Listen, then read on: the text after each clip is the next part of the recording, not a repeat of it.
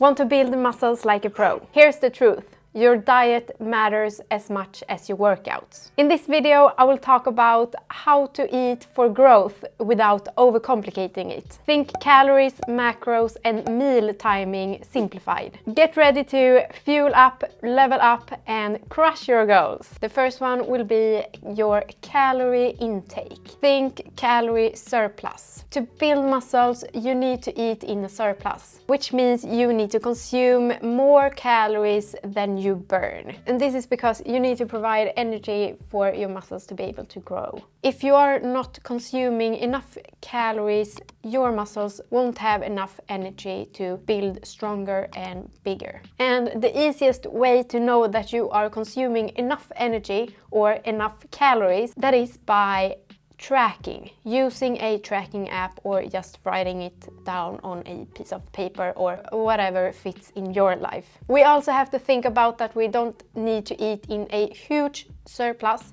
It is usually enough by eating around 300 to 500 calories extra than your TDEE, total daily energy expenditure. And to calculate your TDEE, there is a lot of different websites that can do that for you. The second one is macronutrients, protein, carbs, and fats. And let's begin with protein. Consuming enough protein is important if we want to build muscles. This will help with the rebuilding and repairing of your muscles. The guideline of how much protein you should consume daily is depending on your body weight or your ideal body weight. Aim for 1.6 to 2 grams of protein per kilogram body weight. This is the optimal range of protein intake for muscle growth. And to really optimize your muscle growth, you should split your protein intake into 3 meals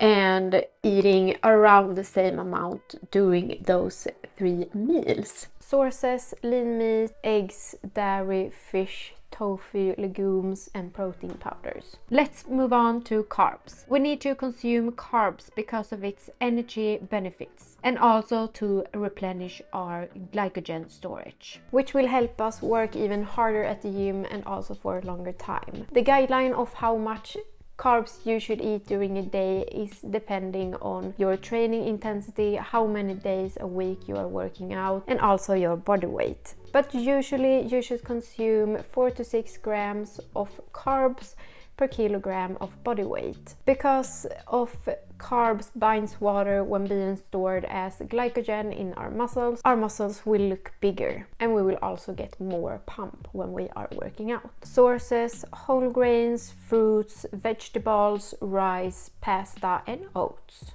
The last micronutrient will be fats. We need fat for our hormonal production, and also our body needs fat to be able to use some vitamins. The process of building muscles is depending on our hormonal system. So if we have a hormonal imbalance in our body, we will have a harder time building muscles, but also we will most likely get some deficiencies of those vitamins and minerals I mentioned a little earlier. The usual guideline of how much fat you should consume daily is to aim for 0.8 grams to 1 grams of fat per kilogram body weight. This is a minimum. You can consume more than that during a day without problems. Sources: nuts, seeds, avocado, olive oil, and fatty fishes. The third one is micronutrients. We also have to consume vitamins and minerals because some of them are important for our muscle function. Magnesium, zinc, and vitamin D are some of those vitamins and minerals that are important for our muscle function. And we also have to consume iron, which helps oxygen transport in our blood. Be sure not to have any deficiencies of these vitamins and minerals to help our muscles repair. Number 4, meal timing. It's a controversial topic and everyone says different things, but I will say what works best for me. Let's start with the pre-workout meal, the meal I eat before my workout. This meal should be rich in carbs and also protein. You can eat some fats here as well, and should be consumed around 1 to 3 hours before your workout. You don't want to eat too close to your workout because then you might feel a discomfort feeling from being full, and this might lead to you are not able to push as hard in the gym. An example can be oatmeal with some fruits or berries, some